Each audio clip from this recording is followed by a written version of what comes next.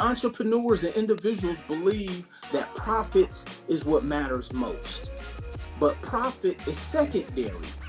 Cash flow matters most. See, you can be a business owner and make money, but don't mean you're making money. I guarantee you, if I were to take a poll and ask anybody who actually runs a legitimate business, is your cash flow consistent? Most of them will tell you no. I know businesses who make $500,000 a year and they're struggling. I know businesses that are making $3 million a year, but they're struggling. Because see, when it comes to understanding economics, all people hear is 500,000.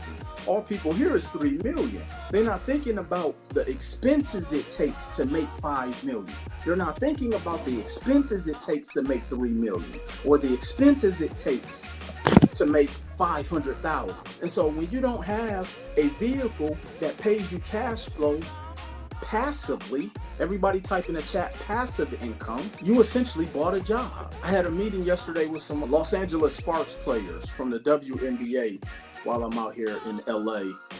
And I met with them because they were all extremely interested to learn about how to diversify their income. And one of the players who I was meeting with, their father was there. And the father said, Will, I've had a laundromat, I've had a dry cleaner, I've had a restaurant. Like, he named off 4 different things that he owned. And he said, Will, at the end of the day, here's one thing that I had to learn.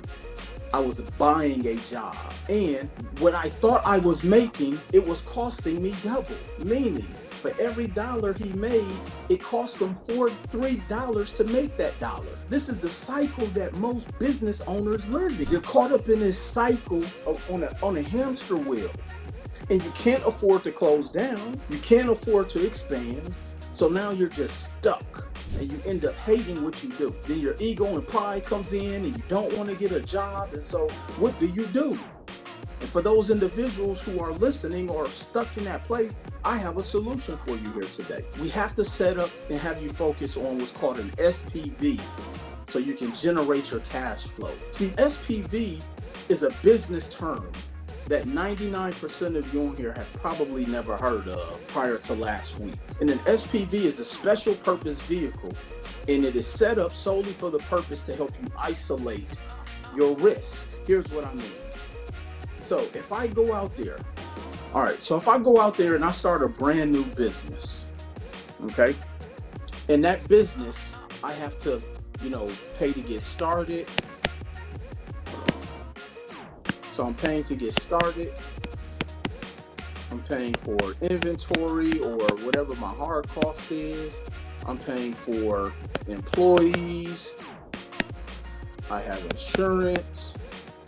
I have rent. I have marketing costs. I have all of the things. And let's say just to get up and running, my all-in. Here's why most people are always off when they're trying to calculate their risk financially in business, because they never think about what their all-in costs. And whenever I'm talking with an individual who I'm working with or wanting to hire me to be their consultant, then I always say, when they're thinking about doing a business deal, hey, what is your all-in cost? And they don't even know what that means. See, I'm increasing all of you all's awareness of even how to communicate in business. So I'm like, okay, what is your all-in cost? Your all-in cost, let's just say to get started, is $20,000 to $50,000. Okay, let's say it's $20,000 to $50,000.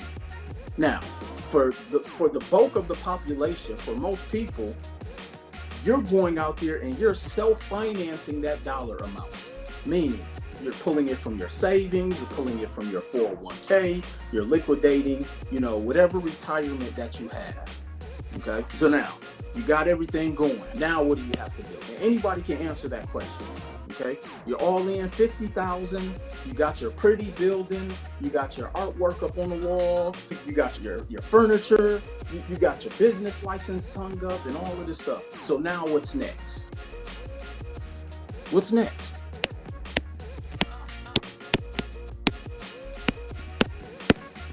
Now you got to get customers.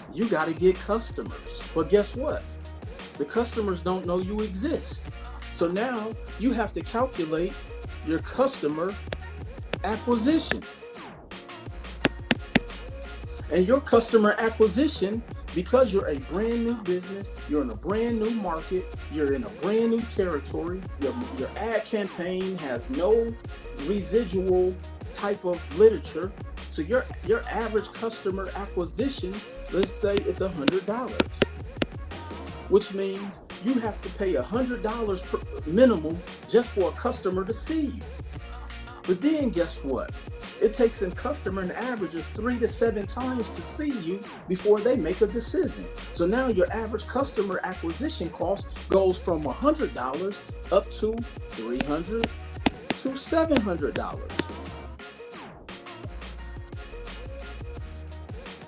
But guess what you're selling? You're selling cakes, and your cakes only are $60. You're doing dry cleaning. Guess what? That shirt you're dry cleaning is only $9.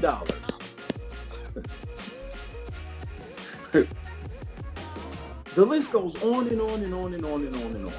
And so fundamentally, you're putting out so much money. Your break even will probably never happen, all because we don't understand the basic economics of how business and how money works. And so now your risk level is extremely high. But see, with the SPV through real estate, here's what happens. Okay, so now let's go back to the business. So now you're 50,000 in, all in. You know, put all this money out for marketing. And guess what? Now, if things hit the fan, how do you get back even? If things hit the fan, how do you get back even? So you're all in 50,000, and let's say you done spent another 15K.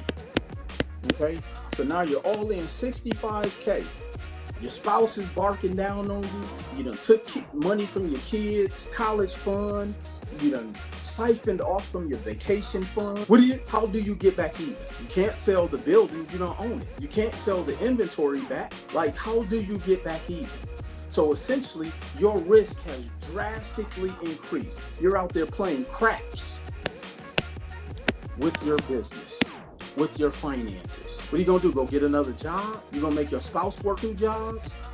You gonna make the kids work 2 jobs? I'm always laughing because it's sad, because I used to be in this cycle. I'm laughing because I know this is what people are doing every day. I'm not laughing because it's funny. Whole family done took L's. You're playing craps with your life.